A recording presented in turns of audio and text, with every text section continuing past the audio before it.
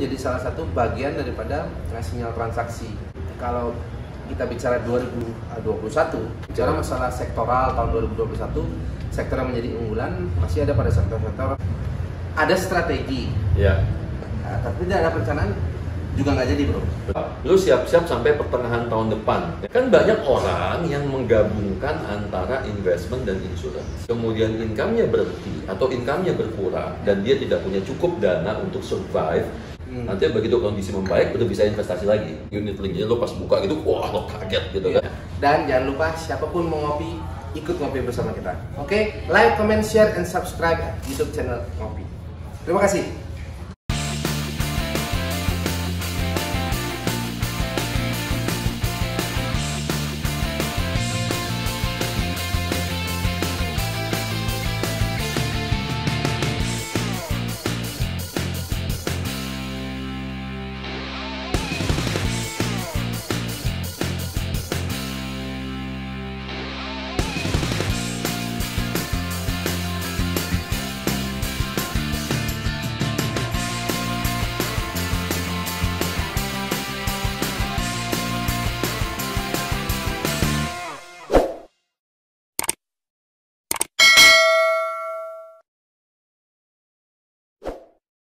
Bro, apa kabar? Apa kabar? Kita kacamata sama masker, men. Ya? Halo, sahabat ngopi. Apa kabar sahabat ngopi? Kali ini kita ngopi bersama Bro Aidil Akbar, perencana keuangan. Ini dia nih. Kita ngobrol masalah perduitan karena ada do it. Ngopi, duit. Nah, jadi kita Ya kan? ngopi. Nah, kita protokol kesehatan, Yes. ya kan? Nah, kita pakai masker dan kita doakan semoga COVID-19 ini segera berakhir. Iya. Oke, bro, kita ngobrol. Karena kita harus ngopi, nah kita buka masker. Oke, jangan lupa tetap protokol kesehatan. Ini jaga jarak kali kita, jauh Jaga banget. jarak, jaga Ya. jarak, ya kan? Hati tidak ada jaraknya karena kita berpikir prospek ekonomi dan investasi melalui channel ini, Ngopi. Kita ngobrol prospek ekonomi dan investasi. Ya. Nah, sahabat Ngopi, agar prospek ekonomi dan investasi kamu tahun 2021 tidak sehitam warna kacamata ini, Iya, bagaimana? kita buka Gelap. Nah, cerah, man. Secerah lampu depan kita. itu dia. Nah, kita ngopi dulu, bro. Oke, Katanya biar jadi abang jago. karena ayam Jago. Kita ngopi, sahabat ngopi. Dapat aja lagi ininya. The best. Jadi bro, gimana sih bro 2021 tuh apa sih what's going on? Semua orang masih bertanya-tanya nih. Menurut lo sebagai pakar ekonom milenial, Iya.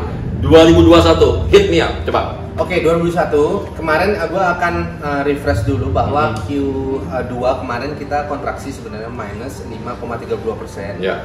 Kemudian Q3 kita minus masih di angka 3,49%. Oke. Anyway, karena dari 5,32% sampai ke 3,49% itu sebenarnya ada potensi atau ada sinyal reverse karena angka pelemahannya lebih kecil daripada kuartal sebelumnya. Nah, artinya dari sana sebenarnya kita harus melihat bahwa sinyal dari reversal itu dapat diperoleh. Nah, dan hari ini ketika kita ada dalam diskusi ngopi ini, indeks harga saham gabungan menguat, ya di level 5.700. Artinya angka psikologis 6.000 sebelumnya yang telah diuji itu memiliki target yang sangat dekat dengan angka hari ini, 5.700. Dan underlying kalau kita bicara harga emas, kemudian harga kinerja US dollar terhadap rupiah, kemudian harga komoditi, kemudian harga instrumen-instrumen seperti reksadana, sebenarnya underlying tersebut telah memberikan satu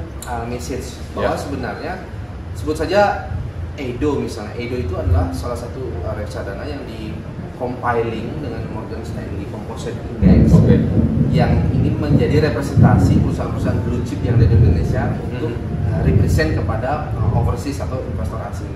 Itu telah mengalami kenaikan.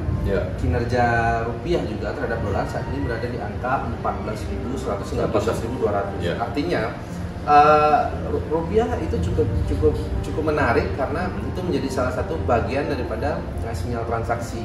Nah, lebih jauh daripada itu, kalau kita bicara 2021 yang harusnya sudah ada dalam 1 bulan ke depan, itu tren ke depan indeks harga saham gabungan cenderung positif. Targetnya adalah 6.000 hingga 6.500. Wow, Ya. 6.500 ya? Ya, jadi itu adalah target karena angka tertinggi sebelumnya 6.600 justru. Yes, betul. Iya kan? Ya. Jadi ini target yang tidak overestimate, tetapi memang masih dalam konsensus yang ya cukup rasional untuk diuji karena upside-nya masih ada. Nah, bicara masalah sektoral tahun 2021, sektor yang menjadi unggulan masih ada pada sektor-sektor mining, kemudian banking. Nah, kenapa mining? Karena kita perhatikan harga komoditi juga saat ini menjadi salah satu market leader di instrumen-instrumen lainnya, seperti harga emas sempat menguji level tertingginya 2.000 US dollar per troy ounce. Begitu juga harga minyak ada di kisaran angka 35 hingga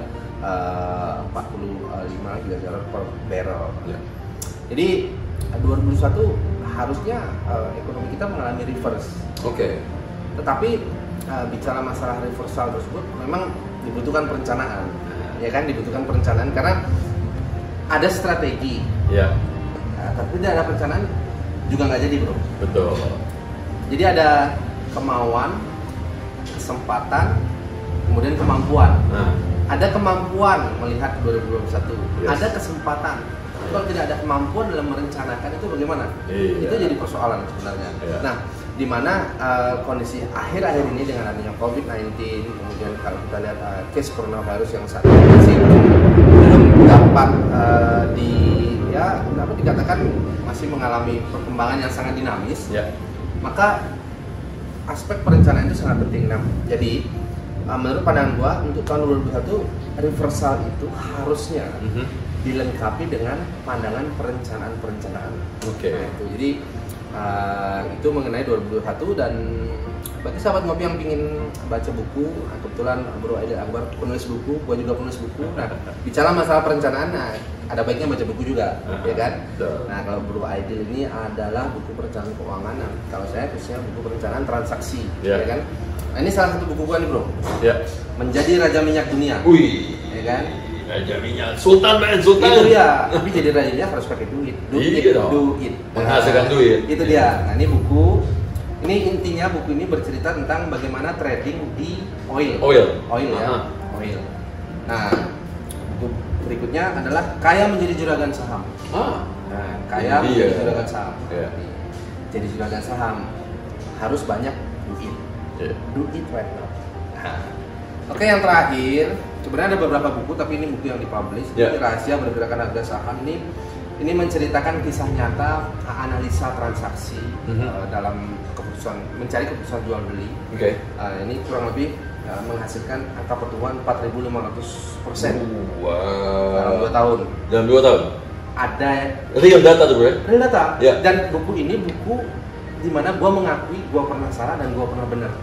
Jadi dalam aspek perencanaan, nah buku ini diharapkan dan menjadi referensi agar para pembaca yang budiman bisa melihat, kita mau melakukan rencana transaksi, tapi kita harus tahu juga ada baik, ada buruknya. Anyway, bicara masalah perencanaan, gimana sih perencanaan keuangan 2021 ini? Coba, gimana nih? Jadi gini, kalau gue lihatnya bahwa tadi berdasarkan data lo bahwa kan memang sudah ada sentimen positif reverse bahwa menuju ke arah yang lebih baik lagi gitu kan. Terus udah gitu, gue ngeliatnya berarti sekarang ini adalah sudah waktu yang tepat orang untuk mulai masuk perlahan-lahan. Karena sebenarnya dari kemarin-kemarin juga gue nggak pernah melarang orang untuk berinvestasi. Karena kenapa? Karena gini loh, kita kan bicaranya adalah dua. Satu adalah untuk investasi reguler yang mereka sudah lakukan. Misalnya kan mereka udah punya perencanaan buat jangka pendek, menengah, panjang. Kalau fund ini gitu kan, pecah pendek, menengah, panjang. Jadi semua investment yang dilakukan buat jangka panjang itu dari pertama kali pandemi kita nggak pernah stop, biarin aja jalan. Toh secara nominal nggak besar, ya paling berapa ratus ribu, ya paling mentok 1 juta, 2 juta. Buat apa sih buat jangka panjang? Ya buat dana pendidikan, ya kan saya buat kuliah. Anaknya sekarang masih usia 2 tahun, 3 tahun, 5 tahun, itu masih nggak masalah. Terus kemudian buat pensiun, kan teman-teman milenial yang sekarang mungkin 25, 30 masih belum kepikiran pensiun itu gimana sih? Udah masuk aja dulu, investasi aja dulu, ya kan? Toh nanti bakal dibutuhin 20 tahun lagi. 20 tahun lagi itu masih bisa krisis berapa kali lagi, teman? Ya kan masih jangka panjang gitu. So, jadi kemarin itu. Nah, cuma memang ada sedikit perubahan dalam hal yang jangka pendek. Karena gini, kalau kita perhatikan bahwa teman-teman di luar sana yang bisa survive pandemi, survive itu dalam arti kata, satu, survive dari PHK, dua, survive dari pengurangan penghasilan. Itu adalah mereka-mereka yang punya dana liquid. Ya kan? Kalau di kita di financial planning kita nyebutnya emergency fund. Nah, emergency fund ini hanya mereka, terutama buat teman-teman yang misalnya pekerjaannya selain di kantoran juga pekerjaannya memang yang pekerjaan mengandalkan harus ketemu orang, ya kan? Kemudian teman-teman pekerja seni itu kan jobnya habis semua, bro.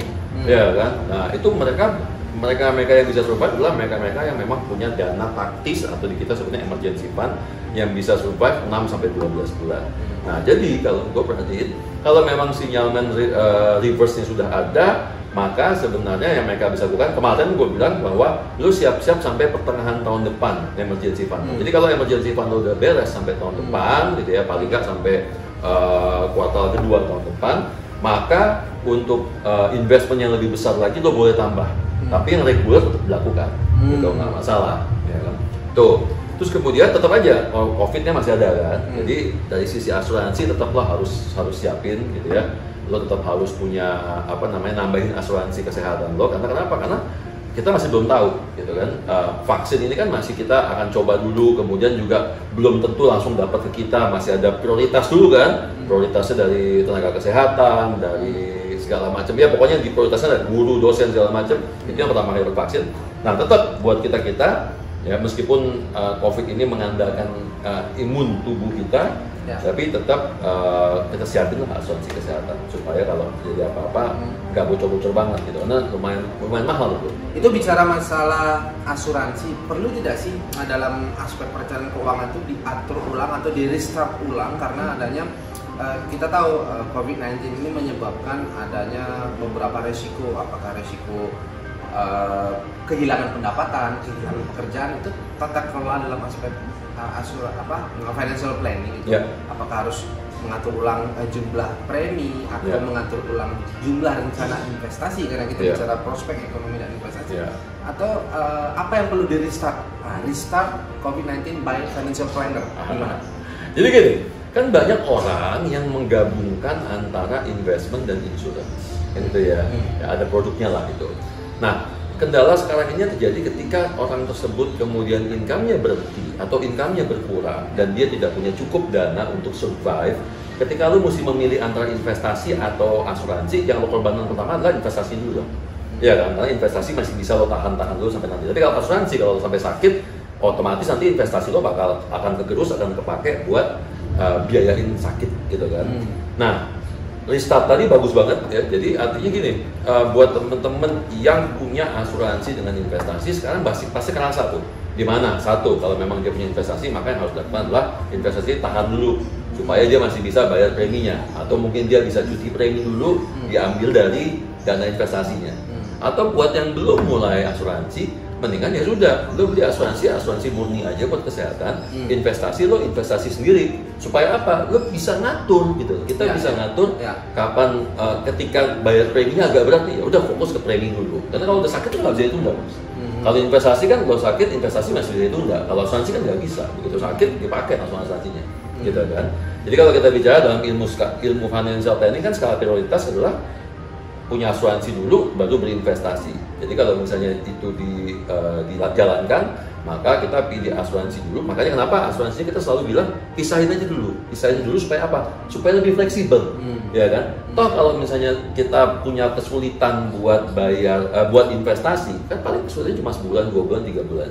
Nanti begitu kondisi membaik, udah bisa investasi lagi, udah bisa nyicil lagi kan. Tapi asuransi begitu kita berhenti bayar premi, ya kan? Habis itu nggak ada proteksi, terus tiba-tiba kita sakit, keluar duit banyak. Itu kalau dalam dunia keuangan, terutama investasi, ada namanya restructuring. Nah, tentu struktur-struktur itu memenuhi norma-norma kebijakan. Nah, maksudnya apa sih untuk tahun 2021 ini? Ada tidak? Coba sebutkan 5 tips restructuring untuk financial planning. 5 tips untuk sahabat ngopi. 5 tips. Apa? Nomor 1 tadi restructuring adalah restructuring dari emergency fund dulu, ya kan? Yang belum punya berarti harus punya. Yang nggak punya mulai coba dicek aset-aset apa yang liquid yang bisa lo jadikan atau dialokasikan buat dana darurat emergency tadi. Itu satu. Kemudian kedua, restructuring utang, ya kan? Pertama emergency, kedua utang. Utang. Ya. Nah, utang ini kan bisa restructure dengan cara apa? Kalau misalnya, kalau nggak salah ada POJK atau Peraturan BI yang mengatakan bahwa kita bisa nyicil cuma bunganya, lo tahu tuh Pak, bunganya segala macem gitu ya. Bisa ditunda dulu pembayarannya kalau memang terkena dampak COVID dan sebagainya. Bisa itu, ya kan? Kartu kredit juga sama. Kartu kredit kalau nggak salah sekarang diturunin kan dari minimum 10% jadi 5% kan. Nah, itu lumayan ngebantu, ya kan? Ketiga, restructuring tadi asuransi. Asuransi lo restructuring supaya fokus ke asuransinya dulu. Investasi gitu. Karena saat ini yang paling penting adalah kesehatan. Otomatis kalau udah punya tanggungan, jiwa juga penting. Gitu. Jadi kesehatan dan jiwa otomatis ini. Kemudian baru restructuring investmentnya, ya kan? Lo di awal-awal ini ketika masa pandemi ini memang kita harus perbanyak yang liquid. Kenapa? Karena gini, di luar dari emergency ya, emergency kan tujuannya emergency. Tapi liquid itu kadang-kadang kita punya hal-hal yang memang kita mau lakukan dalam waktu pendek di bawah setahun gitu ya, yang membutuhkan dana, yang kita masih belum tahu nih. Memang sih kita punya view bahwa tahun depan akan 6.000, 6.500 gitu ya. Tapi kan menuju ke sana masih bisa jatuh lagi, masih bisa naik lagi, jatuh lagi gitu. Ada rally-rallynya gitu kan. Nah, jangan sampai kalau kita memang butuh uang dalam proses itu, ternyata pas kita tarik, pas dia jatuh. Jadi kita mesti ngitung lagi, ya, lu punya kebutuhan apa sih sampai akhir tahun, misalnya ada liburan akhir tahun. Tahun depan, Januari, Februari, Maret kan udah bayar uang sekolah. Sekolahnya masih Juni, tahun ajaran baru Juli, tapi kan bayarnya dari Februari, Maret, ya kan? Uang pangkal lah, yang mau kuliah mesti masukin uang gedung dan sebagainya. Nah, itu lu mesti siapin lagi. Ya kan? Nah, kelima, baru yang terakhir, restructuring investment untuk jangka panjangnya gitu. Jadi yang udah regular dilakukan, tapi yang belum, kalau misalnya memang view-nya udah oke nih, 6.000 sampai 6.500, lo boleh bisa masuk. Tapi kalau bicara masalah gagal berencana itu, tentu akhir-akhir ini banyak banget yang harus restructuring ya dengan situasi seperti ini. Banyak kebutuhan untuk restructuring dalam aspek financial planning itu banyak banget. Kita dengar di kasus di sosial media banyak kan, ada kasus yang orang punya penghasilan gagal bayar, ya kan, bangkrut, rumahnya sampai dijual gitu. Gayanya lebih mahal daripada pendapatannya. Kunci mobilnya mahal bos, harus kerja. Gitu. Jadi makanya harus sering nonton channel ini, ngobrol prospek ekonomi dan investasi, karena kita bicara masalah do it agar kita tahu ya bahwa kebutuhan, keinginan itu ada bedanya antara keinginan atau kebutuhan. Karena masa-masa situasi seperti ini juga kita merasakan bahwa ternyata ada beda yang sangat signifikan. Kadang-kadang lifestyle-nya terlalu tinggi, cuci mobilnya tadi lu bilang mahal, ternyata tagihannya juga banyak. Itu dia perlunya perencanaan. Tapi ngomong-ngomong buku nih, buku. Tadi gua udah ngobrol buku 3 ya. Buku banyak nih. Banyak. Awal cerita. Ini awal buat buku kenapa? Coba. Lu merasa ada banyaknya kebutuhan orang harus baca buku ini atau gimana? Iya. Jadi kan gini, kalau gue cuma ngomong doang, seminar, talk show, kan zaman dulu tuh kan belum ada nih kayak gini nih, YouTube, Zoom kan belum ada kan. Jadi untuk kan gue ngomong dari Jakarta, untuk mencapai teman-teman yang tempat lain di kota lain susah.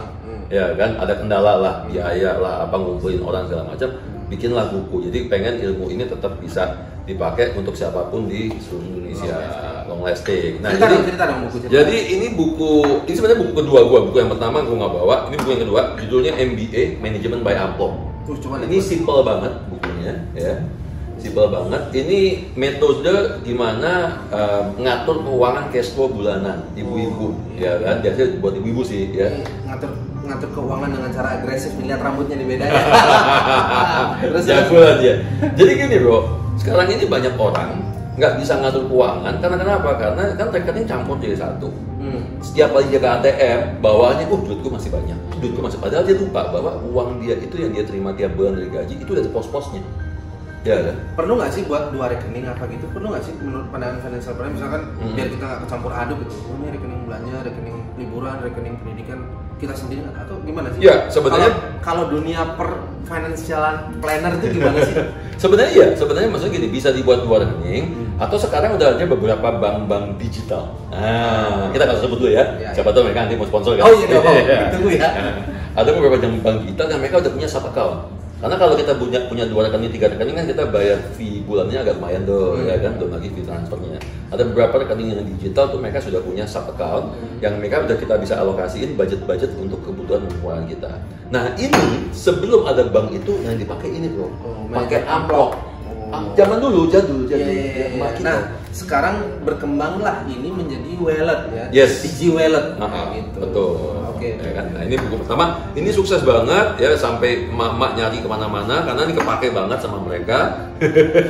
Terus. Hijau apa hijau? Hijau syariah bos. Ini syariah, mengolah keuangan syariah. Jadi kalau ini secara konvensional, ada juga cara syariah. Nah, jadi teman-teman yang memang memiliki pandangan untuk concern terhadap syariah industri, khususnya berinvestasi. Nah, Ngopi kali ini juga ingin menjelaskan bahwa ada loh kelompok saham-saham yang dikategorikan masuk ke dalam prinsip-prinsip syariah dan sesuai dengan keutuhan prinsip syariah.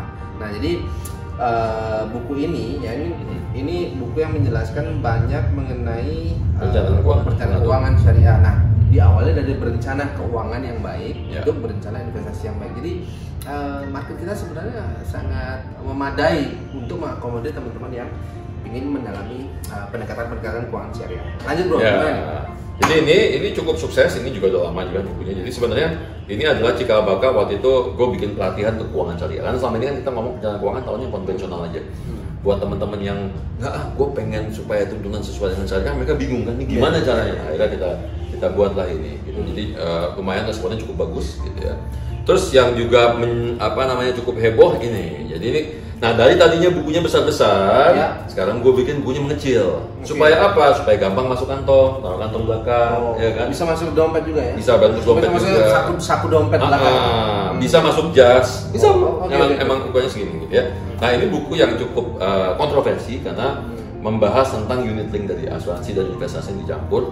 Gue bikinnya namanya shocking unit link. Jadi lo pas buka gitu, wah lo kaget gitu kan. Ternyata unit link gue berantakan, salah beli misalnya gitu. Contohnya ya kan. So jadi ini buku ngebahas karena kenapa? Karena statistik orang yang kita ketemukan, rata-rata klien kita dari 10 orang yang datang ke kita itu 15-20-nya salah beli asuransi. Tapi setelah launching ini artinya lu banyak menemukan kesalahan. Justru karena banyak menemukan kesalahan keputusan akhirnya gue launching buku ini. Gitu ya, meskipun pada akhirnya kita mau bikin seri kedua ya, tapi seri kedua lebih kepada yang kasus-kasus orang-orang yang udah salah supaya orang-orang bisa belajar dari kesalahan. Ini gue kupas tuntas karena kebetulan gue cukup lama juga sebagai agen dari tahun 97 jadi agen, jadi gue sangat paham banget produk unit link waktu di Amerika dulu seperti apa, di Indonesia seperti apa. Dan gue juga punya background sebagai investment manager kan, gue MI dulu. Jadi gue punya perspektif dari 2 sisi. MI itu ngolahnya gimana, kemudian kalau asuransi itu ngolahnya gimana, jadi kita bisa tahu gitu. Nah ini banyak disuka orang, ini udah sold out, udah nggak ada di mana-mana buku ini juga ya.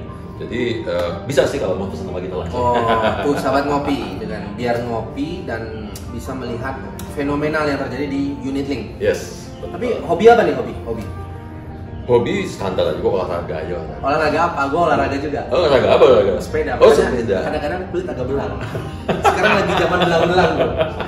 Belang-belang naik sepeda. Untung lampu kenceng aja juga. Untung lampu kenceng nih kan. Lo apa? Hobi apa? Enggak, gue agak sedih, gue hobinya nge-gym. Gym tutup. Aduh, jadi sekarang di rumah aja latihan. Di rumah ada beberapa mesin kebetulan, karena memang gue juga suka koleksi, ada 2-3 mesin, jadi ya udah begitu gym tutup itulah gue main. Ada itu sama berenang di rumah sih paling. Tapi ngomong-ngomong kita prospek ekonomi dan investasi ini kelihatannya menarik mengenai digitalisasi itu. Lu melihat kan dulu agent lingkungan asuransi ada agent, kemudian ada orang yang membayar premi, ada penerbit asuransi dan sebagainya, ada ini. Itu dengan perkembangan dunia asuransi ada tidak pandangan financial planner terhadap kemajuan digital itu apakah sekarang metodenya masih sama, approaching, jelasin asuransi kesehatan bla bla bla atau ada metode lain? Sebenarnya gini, terjadi shifting pasti ya. Teknologi kan sesuatu yang tidak bisa kita hindari ya kan. Kayak sekarang aja dimulai dari ojek aja terus bisa pindah ke teknologi gitu kan, taksi bisa pindah ke teknologi, otomatis juga sama produk keuangan. Tapi memang pindahnya nggak bisa serta-merta lo langsung pindah gitu ya. Disruptifnya itu nggak bisa langsung karena produk-produk keuangan ini baik di asuransi maupun investasi, reksadana dan sebagainya tetap lo butuh human touch, orang untuk ngejelasin. Nah jadi ada bridgingnya. Nah bridging inilah yang kemudian kita coba capture. Kebetulan gue punya aplikasi bro. Gitu. Namanya apa? Nah kalau yang financial tadi namanya Monesa. Monesa.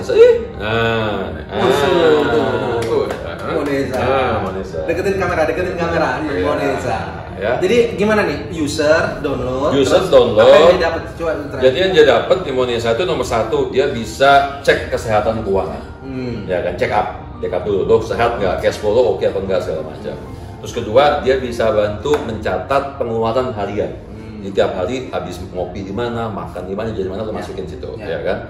Terus ketiga, dia bisa bantu juga untuk bikin plan, ya kan. Maunya apa gitu plan. Nah, terus keempat, nah ini yang unik nih, tempat lain nggak ada. Ada financial planner yang di situ. Ada sekitar hampir 50-60 financial planner yang standby. Ya kurang lebih dan kita bisa chatting, bisa ngobrol, bisa nanya, dan itu masih gratis ya. Kurang lebih kalau kita pernah tahu ada aplikasi yang buat dokter, nah kayak gitu, ya kan? Itu kan udah 2, 3, 4 tahun ya orang pakai itu. Sekarang orang kalau sakit-sakit yang ringan-ringan, udah deh tanya dulu deh di aplikasi deh gitu. Nah kita pengen nanti ke depan gitu, 2, 3, 4 tahun lagi orang kalau tentang keuangan bingung, daripada lo nanya sama orang yang salah, udah nanya sama financial planner di kita, itu masih gratis ya. Terus kemudian otomatis, oh iya bisa juga tiketing. Jadi kalau ada seminar keuangan, nanti kita bikin seminar keuangan, tiketingnya nanti pakai itu, ya kan. Terus kemudian banyak produk juga ada, ya. Jadi nanti kalau reksadana kita kerjasama sama pihak ketiga, kemudian emas juga bisa beli kerjasama juga sama pihak ketiga. Kalau asuransi juga sama kerjasama sama pihak ketiga, tapi kalau asuransi masuknya nanti ke aplikasi gue yang kedua. Jadi namanya Begasuaras. Begasuaras itu kumpulan dari produk asuransi dan juga kumpulan dari agen asuransi. Kalau Monesa kumpulan dari produk asuransi, produk investasi dan juga financial planner. Kalau Begasuaras kumpulan dari agen asuransi dan produk asuransi. Ini marketplace-nya. Ini kelihatannya Monesa nih bakal mengorbit nih. Gua juga punya aplikasi bro. Namanya Orbit. Orbit bro. Orbit. Cakep. Jadi aplikasi barangkali ini yang pertama di Indonesia itu aplikasi multi asset trading signal. Jadi lu cari sinyal apapun di aplikasi ini ada nih, ya kan? Lu bisa download di smartphone. Intinya ini aplikasi multi asset trading signal itu memberikan informasi kapan potensial upside, kapan potensial downside, kemudian mana yang memberikan sinyal positif negatif untuk apakah itu stock market, capital market, money market. Apapun yang ada harganya di instrumen pasar. Nah di sini ada beberapa layanan, ada price action, ngasih tahu when to buy, when to sell, kemudian check up ada juga. Ada juga ya? Ada juga check up. Jadi check up yang ditanya instrumennya. Kode sahamnya, inisial atau ticker uang, atau apa. Kemudian ada prospek, ada market, ada news, ada trade.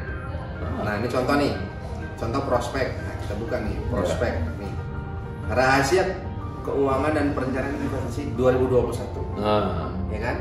Ini kita klik nih. Nah, di fitur prospek kita klik. Ada tuh. Logo gua ada di sini. Ada foto kita. Ya kan? Nah, jadi teman-teman Orbit juga bisa lihat ketika di sini lihat YouTube Aidil Akbar, klik. Dia akan reverse langsung ke page YouTube. Dia akan langsung reverse ke page YouTube yang milik Aidil Akbar dan seterusnya. Jadi Orbit intinya multi asset trading signal yang ingin memberikan referensi transaksi. Kalau ini khusus transaksi, produknya produk market. Referensinya referensi sinyal jual beli. Cakep tuh. Tapi ngomong-ngomong nih ngopi nih, kalau kita ajak sahabat-sahabat ngopi yang lain untuk nerangin ya berbagai macam prospek dan latar belakang mereka kelihatannya asik bro. Seru pasti. Iya kan? Seru pasti. Banyak emiten Iya. yang sebenarnya pingin memberikan representasi apa yang mereka lakukan. Iya, betul. Ya kan? Kemudian dari aspek perencanaan keuangan dapat menjelaskan sebenarnya ini tata kelola keuangan yang baik untuk ekonomi dan investasi Betul. jangka pendek, menengah, panjang itu bagaimana kan? Iya. Dan masuk nggak sih emiten tadi ke dalam financial planningnya dia? Iya. Tujuannya dia masuk kan gitu kan? Betul. Iya. Agar menjadi do it. Oke? Iya. Do it, do it. Oke guys. Sampai jumpa pada episode berikutnya. Jangan lupa ngobrol prospek ekonomi dan investasi kali ini bersama Do It, Do It. Saya Lucky Bayu Purnomo dan Aidil Akbar Majid. sampai jumpa pada episode berikutnya. Berikutnya. Dan jangan lupa siapapun mau ngopi, ikut ngopi bersama kita. Oke? Like, comment, share, and subscribe YouTube channel Ngopi. Terima kasih.